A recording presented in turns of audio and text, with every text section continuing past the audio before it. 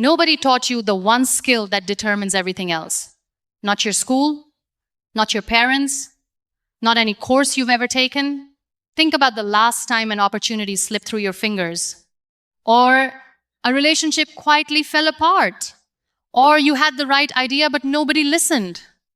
Chances are it wasn't a talent problem.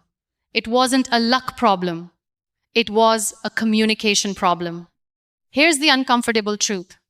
You can have the best idea in the room and still be the most invisible person in it if you don't know how to communicate. And you can be average at almost everything else, yet still rise to the top if you do. Communication is not a soft skill. It is the master skill, the one that multiplies every other thing you're good at. So today, let's talk about how to actually level it up. The voice in your head is writing your future. There is a voice that follows you everywhere. It was there when you failed your last big attempt. It's there right now, quietly deciding whether you're capable of what you're reading about. That voice is your inner dialogue, and it is shaping your life far more than your circumstances are. Psychologists call it self-talk, and research consistently shows it influences performance, confidence, and resilience. A study published in the Journal of Sport and Exercise Psychology found that athletes who used instructional self-talk, telling themselves what to do instead of how bad they were doing, improved their performance. Measurably, the voice matters. Most people, though, are running a loop that sounds like this. I'm not ready. I always mess this up. Who am I to try? And because the mind listens to what it's repeatedly told, it eventually stops looking for ways to succeed and starts building a case for why failure is inevitable. The shift isn't about fake positivity. It's about accuracy.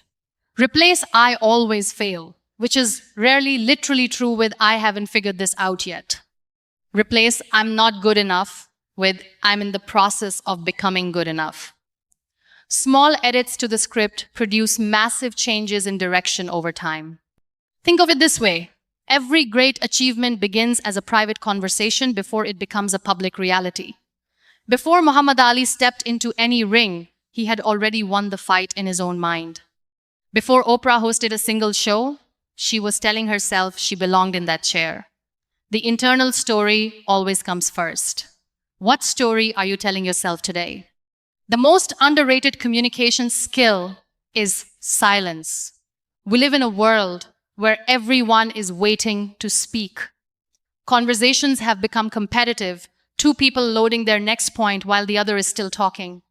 But the most influential communicators in history were, above all else, extraordinary listeners. Nelson Mandela was famously described by colleagues as someone who could sit in silence and make you feel completely understood. He didn't dominate rooms, he created safety in them. And that safety made people trust him with their lives. Listening is not passive. It is one of the most active things a human being can do. It requires setting aside your own agenda, resisting the urge to fix or respond, and actually entering another person's reality. And when you do it well, something remarkable happens. People open up.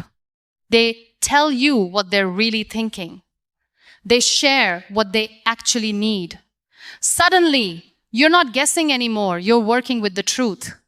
Most conflicts don't exist because people fundamentally disagree. They exist because people feel misunderstood. Families fracture over unheard feelings. Teams underperform because feedback only travels in one direction. Friendships fade because assumptions replace curiosity. The fix is almost always the same. Stop preparing your response and start actually listening. The next important conversation you have, spend the first half just asking questions and reflecting back what you hear. Notice what changes. Your words open doors that talent alone cannot. Two candidates walk into the same job interview, same qualifications, same experience on paper. One leaves with the offer. What was different? The way they communicated. This isn't hypothetical. It's the daily reality of every hiring manager, investor, client, and decision maker. People don't just evaluate what you know.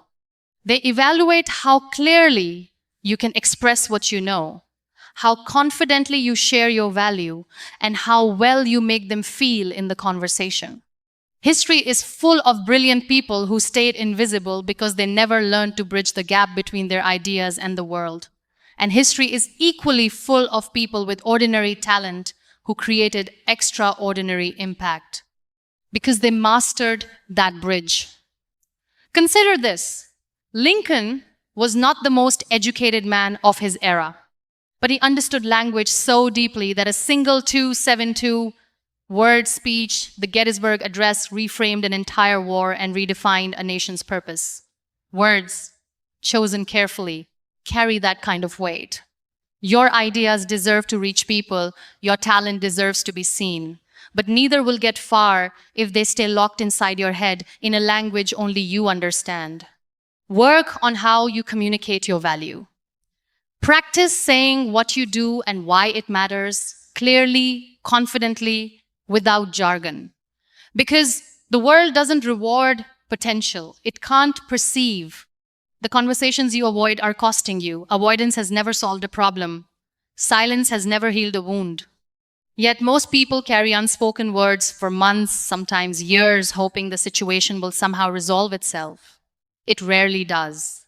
Instead, unspoken truths become resentment. And what could have been a 5-minute honest conversation becomes a relationship that quietly breaks apart. Difficult conversations are the price of admission to a deeper life. Think about the last time someone finally said the thing they'd been holding back. A genuine apology, an honest boundary, a long overdue expression of what someone meant to them. Almost always the response is, "I wish we had talked about this sooner." A difficult conversation isn't a confrontation, it's an investment. When approached with respect and genuine intention, it doesn't damage relationships, it deepens them. It replaces assumption with understanding and distance with connection. The conversations that scare you the most are often the ones that hold the breakthroughs you need the most. Start with one. Choose the conversation you've been postponing longest. Approach it not to win, but to understand. You might be surprised what's waiting on the other side. Communication is how leadership actually works. Leadership has nothing to do with the title. It begins the moment your words help someone else become stronger, clearer, or more hopeful, which means you're already leading every single day, whether you're aware of it or not. Your children watch how you talk to people under pressure. Your colleagues absorb how you respond to failure. Your friends are quietly shaped by whether your words build them up or wear them down. The greatest leaders throughout history were not the most powerful in their rooms, they were the most connected. Churchill didn't just command armies, he gave a nation language for its courage. Steve Jobs didn't just build products, he made people believe that changing the world was a reasonable ambition. Communication was the mechanism behind the movement. What made these leaders effective wasn't authority, it was trust. And trust is built through one thing: consistent, honest, human communication. That means listening before you speak, acknowledging what's hard before you push for what's next, making people feel seen before you ask them to perform. Leadership level communication isn't about having the most impressive words. It's about creating the kind of environment where people feel safe enough to think clearly, honest enough to say what they mean, and inspired enough to do more than they thought they could. You don't need a promotion to start communicating like a leader. You just need intention. Every relationship you build, every opportunity you attract, every challenge you navigate, all of it runs through the filter of how you communicate. This isn't an abstract idea. It's the most practical thing in your life. The words you speak to yourself set your ceiling. The way you listen determines the quality of every relationship you have. The courage to have difficult conversations determines how much you grow. And the clarity with which you express your ideas determines how far your potential actually travels. One conversation can change a direction. One honest word can repair what years of silence broke. One moment of genuine listening can make someone feel less alone in the world. You already have a voice. The only question is, are you using it with intention? Start today. Speak to yourself like someone worth believing in. Listen to others like they're carrying something important, because they are. Have the conversation you've been avoiding, and lead every room you enter with words that build rather than break. The next level of your life isn't waiting for perfect circumstances. It's waiting for a clearer, braver, more intentional version of you to show up and speak.